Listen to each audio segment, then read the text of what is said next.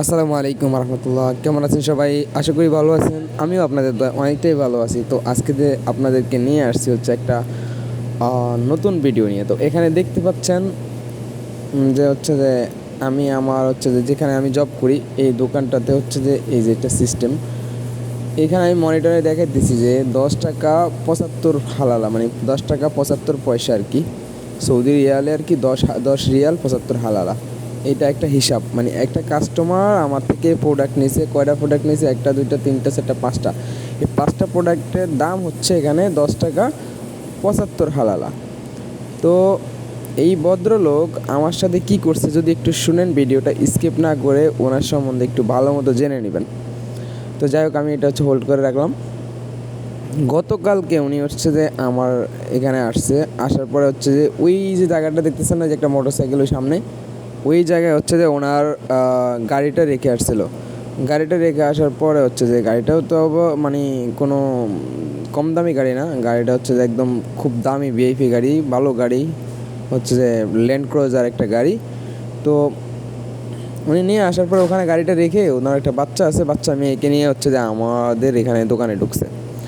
ঢোকার পরে কিছু চিপস চকলেট এগুলো নিছে, দেখতে পাচ্ছেন স্ক্রিনে, তখন হচ্ছে 5টা আইটেম। তো ওগুলো নেওয়ার পরে হচ্ছে ভদ্রলোক কী করলো, মানে দেখতে মনে হয় যে একদম হাজির সাহেব, দাড়ি টাড়ি আছে, সৌদি, উনি অরিজিনাল সৌদি।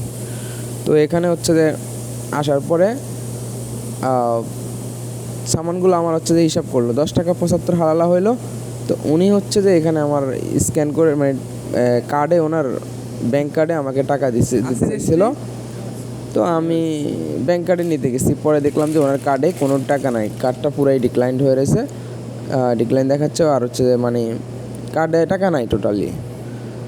তো উনি, ওই ভদ্রলোক এই কাজ, মানে টাকা নাই বিদায়, পরে বলতেছে যে আমি আমার গাড়িতে যাইতেছি, গাড়িতে আমার হচ্ছে মানি ব্যাগ আছে, ওখানে হচ্ছে ওটাতে আমার ক্যাশ টাকা আছে। তা আমি ভাবলাম হয়তো ভালো, যাক ক্যাশ টাকা দিবে, আমি বললাম আচ্ছা ঠিক আছে যান।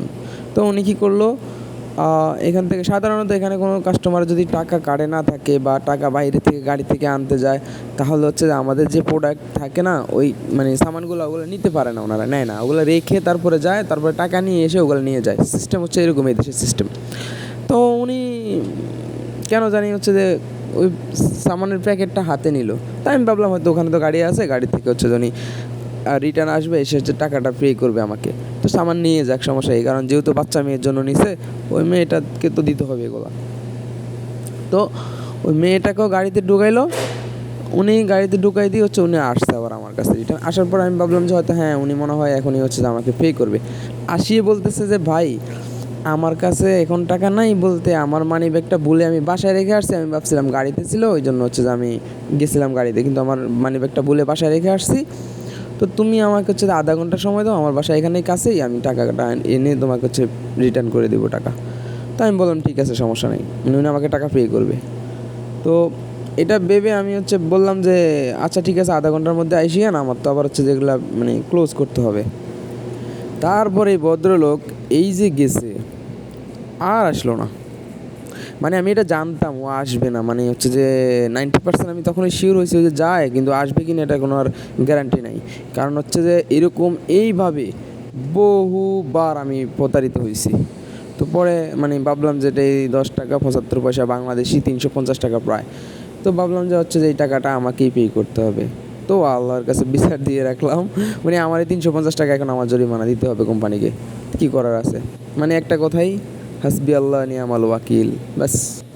যাই হোক, আল্লাহর কাছে বিচার দিয়ে রাখলাম, কারণ এরকমভাবে আমি অনেকের কাছে অনেকভাবেই প্রতারিত হয়েছি। আসলে আমার অন্ধবিশ্বাসকে, মানে হচ্ছে যে ওরা, মানে আমার অন্ধবিশ্বাসের সাথে ওরা প্রতারণা করে। যাই হোক, এরকম আমি অনেকবার হয়েছি। তো সকালে ভালো থাকবেন, আর এই সৌদিদের যারা বিদেশ সৌদি আরবে আছেন তারা এদের থেকে সাবধান থাকবেন, এদেরকে টাকা ধারও দিবেন না কোনো কিছু, মানে হচ্ছে যে যদি কোনো দোকানে জব করেন বাকিও দিবেন না। ওকে, আল্লাহ হাফেজ।